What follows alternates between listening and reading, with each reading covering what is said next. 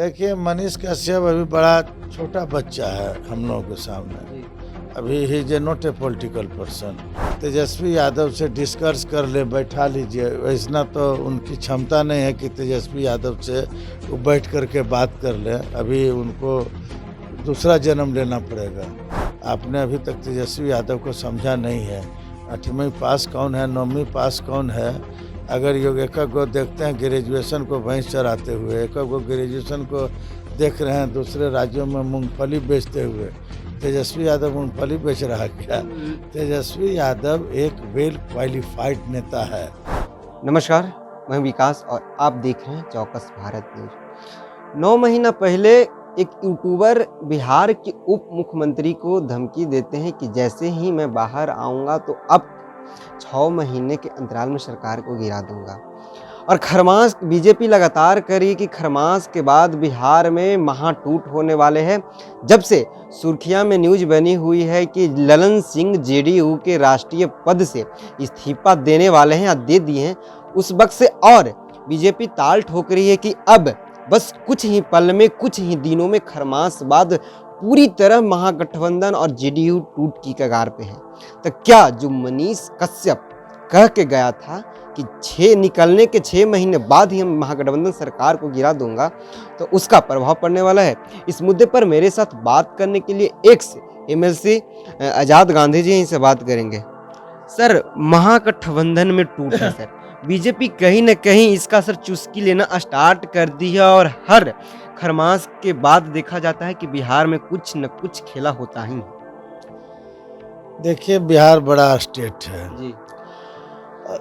जो महागठबंधन की जो दलें हैं वो भी बहुत बड़ी दल के रूप में बिहार में जाना जाता है। और यहाँ जो नीतीश जी के नेतृत्व में जो सरकार है, महागठबंधन की सरकार है, उसमें कहीं टूट की कोई संभावना हमको कोसों दूर नजर नहीं आ रहा। भारतीय जनता पार्टी का अपना काम है। विपक्ष की अगर भूमिका में नहीं रहेंगे तो रोजी रोटी चलेगा कैसे? विपक्ष का जो फंक्शन उसको तो करना ही पड़ेगा, चुस्की ले चाहे कुछ जो मर्जी ले। लेकिन मेरा दावा है और चुनौती के साथ मैं कहना चाहता हूं कि नीतीश कुमार जी का जो फैसला है, जो लिया है लालू यादव जी और नीतीश कुमार जी ने आपस में मिलकर जो फैसला लिया है कि हम महागठबंधन के साथ रहेंगे और बिहार को ऊंचाइयों तक ले चलेंगे।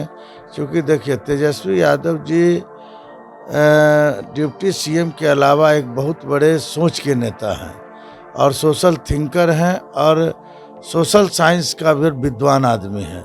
कैसे बिहार में डेवलपमेंट होगा, 10 लाख लोगों को कैसे रोजगार मिलेगा, इन तमाम बिंदुओं पर उनकी सोच रहती है। उनकी सोच लंदर फंदर में नहीं रहता है कि कहाँ क्या हो रहा है, कौन क्या बोल रहा है। उनका काम है सीधे चले चलो। गिरिराज सिंह ने मीडिया से बात करते हुए कहा है कि नीतीश कुमार पूरी तरह से लालू या प्रसाद यादव के चंगुल में फंस गए हैं, चक्रव्यूह में फंस गए हैं। अब नीतीश कुमार को निकलने में नहीं बन रहा है, जिस तरह से पलटी मारेंगे। अभी टाइम है, इंतजार कीजिए, बिहार में भी अच्छा होने वाला है और नीतीश कुमार अपने बड़े भाई यानी कि लालू प्रसाद यादव से मतलब उब कर यानी कि उनके चंगुल से निकलकर वापस आएंगे। देखिए, नीतीश कुमार जी अपना काम कर रहे हैं जी। इसमें राष्ट्रीय जनता दल का न कोई कार्यकर्ता इंटरफेयर करता है, अन्य हमारे नेता तेजस्वी यादव जी इंटरफेयर करते हैं, साथ देते हैं। साथ देने में जो एक पूरक भूमिका दोनों निभा रहे हैं, जो इतिहास के पन्नों में लिखा जाएगा। कहीं कहीं कोई दिक्कत नहीं। गिरिराज सिंह का काम है बोलते रहना। अभी गिरिराज सिंह का पता चल जाएगा कि जहाँ से चुनाव लड़ेंगे उनकी जमानत जब्त होने वाली है। अब देखिएगा ना कि जमानत भी नहीं बचेगा गिरिराज सिंह जी का, क्योंकि गिरिराज सिंह को जिस उद्देश्य के तहत भाजपा ने बड़ा ऊंचे पदों पर बैठाया और मंत्री इतना बड़ा मंत्रालय दिया, जो बिहार में लोकप्रियता हासिल करनी चाहिए थी वो हासिल नहीं कर करके खाली ये डिस्कर्स में लगे रहे, एक दूसरे के खिलाफत करना, लालू यादव की आलोचना करना, तेजस्वी की आलोचना करना, नीतीश की आलोचना करना। सरकार कब गिरे ये दिन भर गिनती करने में आप लगाइएगा और आपका केंद्र का जितना विकास का काम है सब अधूरा पड़ा है। सर मनीष कश्यप का जेल से रिहाई हो गया सर। उन्होंने कहा था कि निकलने के बाद तेजस्वी यादव को हम जो सरकार है उसको गिरा देंगे 6 महीने के अंतराल में। इसको कैसे देखते हैं? देखिए, मनीष कश्यप अभी बड़ा छोटा बच्चा है हम लोगों के सामने। जी। अभी ही is not a political person. एक ठीक है, एक टीवी के कलाकार के रूप में हम उसको देखते हैं, यूट्यूबर कहा जाता है। हाँ, यूट्यूबर को अगर ये पावर मिल जाए सरकार को गिराने का, बचाने का, तो सब लोग यूट्यूबर भी आप भी यही काम करें। देखिए, एक जो टीवी चैनल का जो कोई भी हो, यूट्यूबर हो, चाहे संपादक हो, एडिटर हो, जो हो, संवाददाता हो, एक निष्पक्ष भूमिका चौथा खंबा होता है। और चौथा खंबा को हमेशा ईमानदार की जरूरत होती है, ईमानदारी की जरूरत है। और जब तक चौथा खंबा देश में ईमानदार नहीं होगा और निष्पक्ष नहीं होगा, तब इस देश के विकास की हम परिकल्पना नहीं कर सकते हैं। एक हर बार वो 2 दिन पहले भी यूट्यूब पर लाइव आके कहे थे कि हम चारा चोर के बेटा नहीं है, हम एक फौजी के बेटा हैं, हम बीटेक किए हुए हैं, 9वीं फेल नहीं है। अगर तेजस्वी यादव से डिस्कस कर ले, बैठा लीजिए, वैसा तो उनकी क्षमता नहीं है कि तेजस्वी यादव से वो बैठ कर के बात कर ले। अभी उनको दूसरा जन्म लेना पड़ेगा। तेजस्वी यादव की योग्यता इंडिया में नहीं, इंडिया के बाहर चर्चा होती है। आपने अभी तक तेजस्वी यादव को समझा नहीं है। 8वीं पास कौन है, 9वीं पास कौन है? अगर एक को देखते हैं ग्रेजुएशन को भैंस चराते हुए, एक को ग्रेजुएशन को देख रहे हैं दूसरे राज्यों में मूंगफली बेचते हुए, तेजस्वी यादव मूंगफली बेच रहा क्या?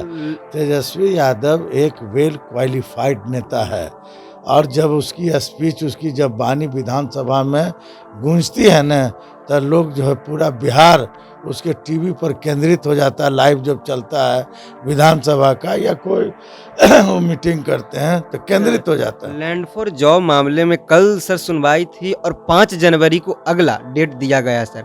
लालू प्रसाद को सर मुश्किलें बढ़ते जा रही है सर तेजस्वी यादव को। क्या इसमें बीजेपी की बहुत बड़ी खेल है या ईडी शिकंजा कस रही है जो उन्होंने कारनामा किया है? देखिए, जब कोई भी व्यक्ति लोकतंत्र को कमज़ोर कर देता है और जब लोकतंत्र कमज़ोर करने में लोग लगा हुआ रहता है, तो समझिए कि वो पार्टियां जो है ईडी और सीबीआई का सहारा लेती है। भारतीय जनता पार्टी ने किस रूप में कई राज्यों में जो सरकार बनाई है, मैं टीवी के माध्यम से नहीं कहना चाहता हूँ, लेकिन देश की जनता इस बात को समझ रही है कि क्या लोगों ने किया, नहीं किया।